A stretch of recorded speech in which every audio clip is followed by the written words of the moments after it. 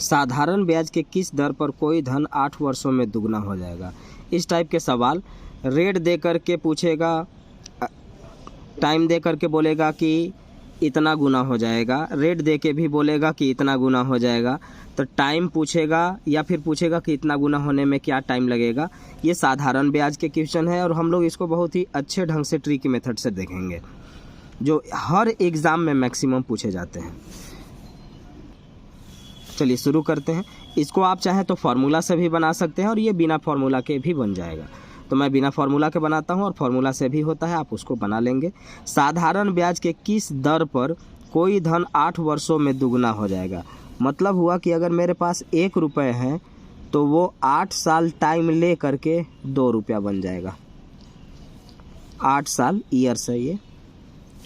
कोई धन है 1 रुपया है 2 रुपया बन जाएगा, यानी उसको टाइम 8 साल लगेंगे। तो देखिए तो ब्याज कितना मिलेगा हमको, तो ब्याज हमको 1 रुपया मिलेगा, क्योंकि 1 रुपया था 2 रुपया बन गया, यानी ब्याज हमको एसआई हमको 1 रुपया मिला। तो पूछ रहा है कि रेट क्या है, दर क्या है। तो आप एक फार्मूला भी यूज कर सकते हैं, ब्याज बराबर मूलधन गुने समय गुने दर बटा 100, एसआई बराबर P into T into R by 100।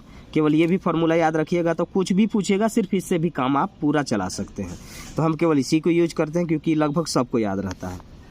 1 रुपया था 2 रुपया बन गया, ब्याज 1 रुपया मिला, तो हम फार्मूला लिखते हैं ब्याज बराबर, ब्याज 1 रुपया है, ब्याज बराबर मूलधन गुने समय गुने दर बटा में 100। हमें दर नहीं पता है, हमने उसको आर मान लिया, तो ये ब्याज है। ब्याज बराबर मूलधन गुने समय गुने दर बटा में 100। इसको हम काटेंगे तो ये 12.5 बार में कटेगा।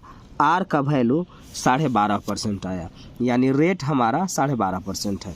साधारण ब्याज के किस दर पर कोई धन 8 वर्षों में दुगना, यानी 1 रुपया था 2 रुपया हो गया, टाइम लगा 8 साल, ब्याज मिला कितना 1 रुपया। ब्याज बराबर होता है ब्याज बराबर मूलधन गुने समय गुने दर बटा में 100, काटेंगे आर आएगा 12.5%। अब अगला क्वेश्चन देखिए, इसी को वो टाइम से पूछ दिया है, टाइम पूछ रहा है आपसे, फिर भी वैसे ही बनाएंगे। कह रहा है कि 6.2/3% वार्षिक साधारण ब्याज दर से कोई धन कितने वर्षों में 3 गुना हो जाएगी। मतलब इस बार हमको बताना है कि टाइम कितना लगेगा 3 गुना होने में। तो देखिए अगर मेरे पास 1 रुपया था तो वो हो जाएगा 3 रुपया, क्योंकि 3 गुना होना है, और टाइम हमको नहीं मालूम, लेकिन इतना मालूम है, रेट पता है। 6.2/3%, 36 18 और 2 20/3, तो रेट हमारा हो जाएगा 20/3%। अब कह रहा है कि 1 रुपया था 3 रुपया हो जाना चाहिए, यानी हमको आप ब्याज 2 रुपया देंगे। ब्याज कितना मिलेगा 2 रुपया मिलेगा। तो ब्याज बराबर होता है मूलधन गुने समय नहीं पता गुने दर और बटा में 100। ब्याज बराबर मूलधन गुने समय गुने दर बटा में 100 कर दिए। अब इसको हम काट देंगे, 20 25 100, 5 तिया 15 दूना 30, ये मल्टीप्लाई यानी गुना होता है, यानी 30 साल लगेंगे। ऑप्शन डी, 30 साल लगेंगे हमें। हमारा जो भी पैसा होगा इस रेट पर 30 साल में 3 गुना होगा। 1 रुपया होगा 3 रुपया बनेगा, 1 लाख होगा 3 लाख बन जाएगा। अब हमने दोनों क्वेश्चन देख लिया, एक में टाइम निकालने देखा और दूसरे में रेट निकालने देखा।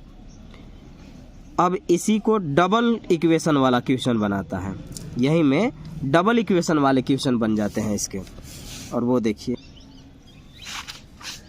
अगला जो क्वेश्चन है वो कहता है, देखिएगा डबल इक्वेशन वाला है कि कोई राशि किसी निश्चित समय में 8% वार्षिक साधारण ब्याज से 3 गुनी हो जाती है, वह किस दर से उतने ही समय में, मतलब यहाँ जितना टाइम लगा होगा उतना ही टाइम में वह 5 गुनी हो जाएगी। 5 गुनी। कोई राशि निश्चित समय में 8% वार्षिक दर से 3 गुनी, किस दर से उतने ही समय में 5 गुनी हो जाएगी। तो देखिए कहता है कि 3 गुना हो जाता है, मतलब हुआ कि 1 रुपया था वो हो जाएगा 3 रुपया। रेट कितना होगा 8%। फिर कह रहा है कि वो 5 गुना हो जाना चाहिए, यानी 1 रुपया था वो 5 गुना होना चाहिए, यानी 5 रुपया होना चाहिए। मतलब 1 रुपया था 3 रुपया बनेगा 8% पर। फिर बोलता है कि कौन सा रेट होगा, टाइम वही होना चाहिए कि इस बार 1 रुपया 5 गुना हो जाना चाहिए। तो देखिए, तो अगर हमें 1 रुपया था वो 3 रुपया बन रहा था तो हमको ब्याज 2 रुपया मिल रहा था। 1 रुपया था 5 रुपया बन रहा है, इसका ब्याज हमको यहाँ पर 4 रुपया मिल रहा है। तो ब्याज हमको पहले 2 रुपया मिलता था और अब ब्याज 4 रुपया मिल रहा है, यानी पहले के मुताबिक हमारा ब्याज दुगना है। तो इसका मतलब जो आप रेट पूछ रहे हैं, दर पूछ रहे हैं, वो भी दुगना होगा, और वो दुगना होगा तो वो हो जाएगा 16%। 16% ऑप्शन बी। एक बार फिर से, कोई राशि निश्चित दर से 8% पर 3 गुनी होती है, वह किस दर से उतने ही समय में 5 गुनी होगी। यानी 1 रुपया था 3 रुपया हो गया, यानी 2 रुपया ब्याज मिला। 1 रुपया था 5 रुपया होना चाहिए, यानी 4 रुपया ब्याज मिलना चाहिए। तो पहले के मुताबिक हमें 2 रुपया ब्याज एक्स्ट्रा मतलब दुगना ब्याज मिलना चाहिए, तो रेट भी दुगना कर दीजिए। तो रेट दुगना करेंगे तो आंसर आएगा 16%, यानी हमारा जो रेट होगा, दर होगा, वो हो जाएगा 16%। अब इसमें एक और क्वेश्चन कहता है और वो होता है टाइम वाला। अगला क्वेश्चन कहता है कि कोई राशि किसी निश्चित दर से 3 वर्षों में 7 गुनी हो जाती है, वही राशि कितने वर्षों में उसी दर से 10 गुनी हो जाएगी। यानी इस बार हमें टाइम चाहिए। तो देखिए, तो 3 साल में 7 गुना होना चाहिए, यानी 1 रुपया था और वो हो जाना चाहिए 7 रुपये, यानी ब्याज हमको 6 रुपया मिलना चाहिए।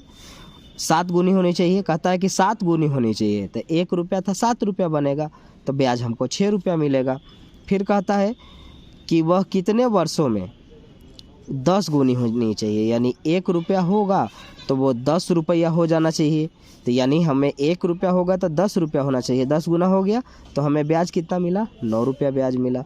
तो पहले हमें ब्याज मिलता था 6 रुपया और अब ब्याज मिल रहा है 9 रुपया। ठीक है, और पहले टाइम हमको लगता था 3 साल, ये 3 साल है। 3 साल में, यानी 1 रुपया 7 गुना 3 साल में हो रहा था, तो 1 रुपया 10 रुपया कितने साल में होगा। तो सबसे पहला चीज़ कि पहले हमें 6 रुपया ब्याज मिलता था, अब 9 रुपया ब्याज मिल रहा है, यानी पहले के मुताबिक हमें 1.5 गुना ब्याज 1.5 पहले के मुताबिक हमें 1.5 गुना ब्याज मिल रहा है। तो 1.5 गुना हमें टाइम भी चाहिए, तो 3 का 1.5 गुना 4.5 साल। 4.5 साल में आपको जो चाहिए वो 10 गुना हो जाएगा। तो ये है साधारण ब्याज के ये गुना वाले क्वेश्चन कि इतना गुना हो जाना, इतना गुना हो जाना। हम लोग इसको बिना फार्मूला का ही बहुत आसानी से बना लिए। अच्छे से उसको प्रैक्टिस करेंगे तो और आसान हो जाएगा। धन्यवाद।